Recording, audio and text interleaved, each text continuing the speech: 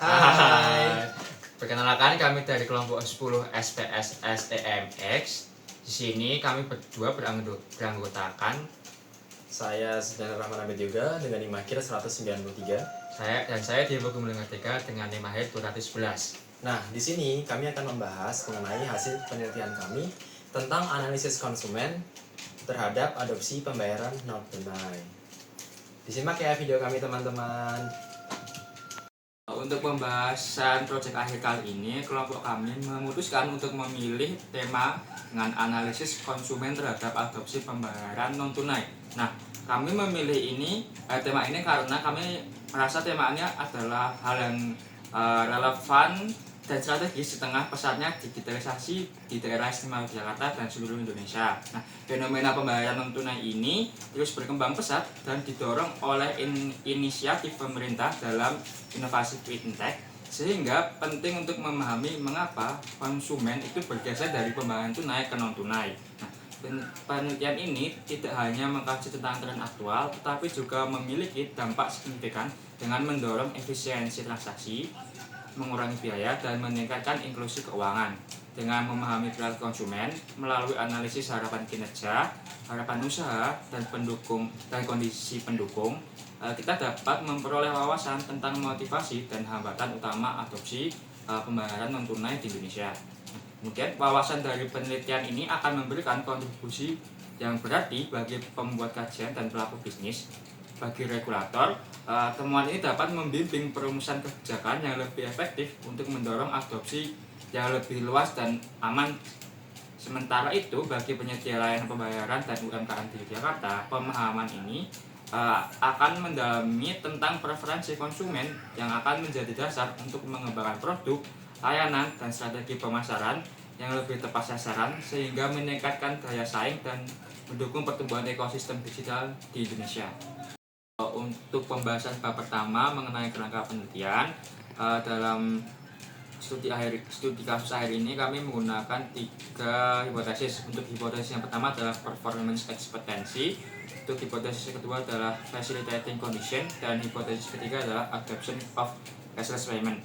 Nah, masing-masing hipotesis menunjukkan hubungan kausal antara faktor tersebut dan keputusan untuk mengadopsi teknologi pembayaran uang tanpa uang tunai. Misalnya untuk hipotesis 1 atau performance expectancy itu mengindikasikan bahwa ekspektasi kinerja yang positif seperti efisiensi dan kepraktisan mendorong adopsi, sementara facilitating condition atau H2 menekankan pentingnya infrastruktur dan dukungan yang memadai. Nah, adoption of cashless payment atau H3 merupakan proses di mana konsumen mulai menggunakan metode pembayaran digital seperti e-wallet, mobile banking, atau kartu kredit sebagai pengganti uang tunai yang dianggap krusial bagi perekonomian global dan menjadi faktor penting dalam mendukung pertumbuhan ekonomi. Nah, kerangka ini menunjukkan bahwa adopsi pembayaran tanpa uang tunai tidak hanya bergantung pada aspek fungsional, tetapi juga faktor sosial, psikologis, dan teknologis yang saling berkaitan. Untuk pembahasan yang kedua mengenai hipotesis penelitian, untuk hipotesis yang pertama adalah harapan kinerja berpengaruh positif terhadap adopsi pembayaran non tunai oleh konsumen. Nah, harapan kinerja merupakan salah satu faktor yang paling berpengaruh dalam perilaku adopsi teknologi. Misalnya, penelitian dari Al-Saidi, Al-Erman, Aramaya, dan Agusman tahun 2020 menunjukkan bahwa harapan kinerja adalah penentu utama dalam adopsi pembayaran melalui payment. Selain itu, Oxal di hari 2016 dan Yu pada 2012 menunjukkan bahwa harapan kinerja berdampak positif dan signifikan terhadap adopsi teknologi informasi. Singh dan Srivastava pada tahun 2018 mengungkapkan bahwa harapan kinerja adalah konstruk inti dalam keputusan adopsi teknologi. Sementara itu, Patil, Tamilmani, Rana, dan Raghavan pada tahun 2020 menyatakan bahwa harapan kinerja berhubungan positif dengan sikap konsumen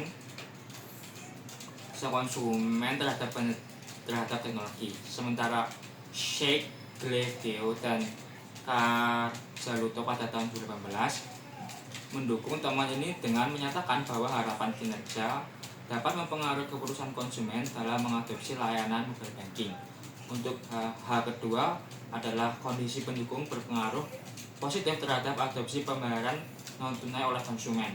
Nah, hubungan antara kondisi pendukung dengan perilaku adopsi teknologi juga telah banyak dibahas dalam berbagai penelitian sebelumnya. Kachin, Raymond, dan Auger pada tahun 2020 mengemukakan bahwa kondisi pendukung memiliki pengaruh signifikan terhadap adopsi teknologi. Lalu Zhou, Lu, dan Wang pada tahun 2010 menemukan bahwa kondisi pendukung berdampak terhadap adopsi mobile banking. Kemudian lebih lanjut, Paul, Musa, dan Nansu Buga pada tahun 2015 menunjukkan adanya hubungan positif antara kondisi pendukung dan adopsi e-learning. Yang terakhir adalah Shea dan Dennis pada tahun 2016 menyebutkan bahwa kondisi pendukung merupakan faktor paling krusial dibandingkan faktor-faktor lain seperti pengaruh sosial, harapan usaha, dan harapan kinerja. Selanjutnya untuk H3 ataupun H terakhir adalah adoption of cashless payment. Nah, proses ini merupakan di mana proses konsumen mulai menggunakan metode pembayaran digital seperti e-wallet, mobile banking, atau kartu kredit sebagai pengganti uang tunai yang dianggap krusial sebagai perekonomian bagi perekonomian global dan menjadi faktor yang penting dalam mendukung pertumbuhan ekonomi. Studi ini juga bertujuan untuk mengidentifikasi apa saja faktor-faktor utama yang mempengaruhi keberhasilan adopsi tersebut. Baik, lanjutkan penjelasan dari teman saya, kita masuk ke bab 3, yaitu metode penelitian. Jadi dalam metode penelitian ini, kita memilih metode convenience sampling, yang dimana itu merupakan metode yang sudah sering dipakai oleh perusahaan untuk mencari narasumber yang mudah diakses dan memiliki waktu luang. Nah, dalam penelitian kita ini, kita membuat 10 pertanyaan kuesioner yang rata-rata per pertanyaan itu memerlukan waktu hanya 1-5 menit saja. Dan di sini kita mengukur sekitar 60 responden saja dengan uji SPSS. Yang pertama analisis deskriptif, yang kedua mencari missing value, yang ketiga normality dan outlier, dan yang keempat validitas dan reliabilitas. Yang selanjutnya akan melakukan uji hipotesis menggunakan metode regresi. Selanjutnya masuk ke bab 4, yaitu hasil dari penelitian. Oke, yang pertama itu kita menguji analisis deskriptif di aplikasi SPSS IBM. Kita mendapatkan hasil dari narasumber yang mengisi kuesioner kita. Itu rata-rata merupakan laki-laki dengan profesi mahasiswa berumur 18-20 tahun. Baik, selanjutnya yang kedua merupakan uji missing value. Di sini kita tidak menemukan missing value terhadap data kita, serta rata-rata dari seluruh variabel itu menunjukkan bahwa narasumber setuju dengan apa yang kita tanyakan. Yang ketiga adalah uji normality dan outlier. Di dalam hasil penelitian kita mendapatkan hasil assumption to tailored itu sebesar 0,200, yang dimana sebuah data itu normal itu harus di atas 0,05, sehingga dapat disimpulkan bahwa data kita itu merupakan data yang normal dan dapat diuji.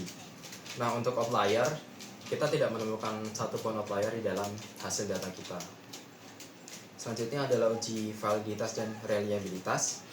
Dapat dilihat dalam pattern matrix itu dari variabel PE, FC, ATC, ada variabel yang meluas atau tidak dalam satu kelompok. Itu merupakan variabel yang tidak valid, seperti contohnya pada variabel PE4 dan variabel FC3. Nah, jika tidak valid, itu tidak bisa dimasukkan ke dalam perhitungan dari reliabilitas setiap variabel. Nah, lanjut nih, masuk ke uji reliabilitas. Yang pertama di VPE, itu menunjukkan hasil 0,691, yang berarti itu kurang reliable karena tingkat reliable yang normal itu sekitar di 0,700. Untuk variabel kedua, kita mendapatkan hasil 0,782, yang itu menunjukkan bahwa sudah cukup dan mungkin agak tinggi karena jaraknya ke 0,700 lumayan jauh. Jadi dapat disimpulkan VFC ini reliable. Dan untuk variabel terakhir ATC kita mendapatkan hasil 0,700, itu cukup variabel. Oke, selanjutnya masuk ke pengujian hipotesis menggunakan regresi. Jadi di sini dapat kita lihat atau menggunakan sebuah formula, yaitu Y sama dengan A plus BX. Jadi A itu adalah nilai konstan, BX itu merupakan nilai variabelnya. Jadi kita masukkan saja, misal variabel pertama kita mendapatkan hasil konstan atau nilai A sebesar 1,589. Jadi kita masukkan langsung ke dalam rumusnya tadi. Jadi rumusnya Y sama dengan 1,589 ditambah hasil dari variabel adalah 0,575 ditambah 0,575x. Nah, ini dapat disimpulkan bahwa nilai variabel PE itu konsisten sebesar 1,589. Kemudian koefisien X senilai 0,575, yang berarti setiap pertambahan 1% PE, maka nilai ATC akan bertambah sebesar 0,575. Dan yang ketiga, koefisien regresi bernilai positif. Artinya, semakin tinggi PE, maka semakin tinggi juga ATC.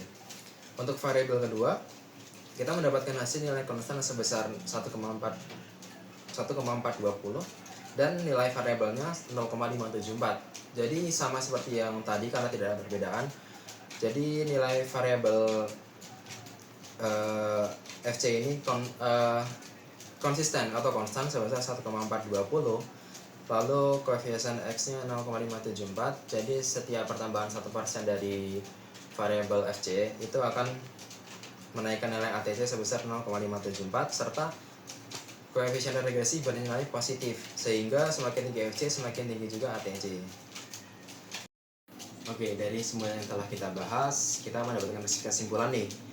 Jadi dari penelitian yang kita lakukan, kami dapat kesimpulan bahwa baik harapan kinerja maupun kondisi pendukung itu berpengaruh signifikan terhadap keputusan konsumen dalam mengadopsi metode pembayaran non-tunai.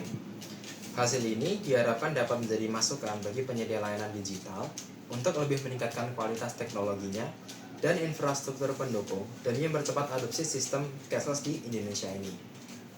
Mungkin itu saja dari hasil penelitian yang telah kami lakukan. Mungkin jika ada kekurangan dalam penelitian atau penjelasan yang kurang lengkap, kami mohon maaf. Wassalamualaikum warahmatullahi wabarakatuh.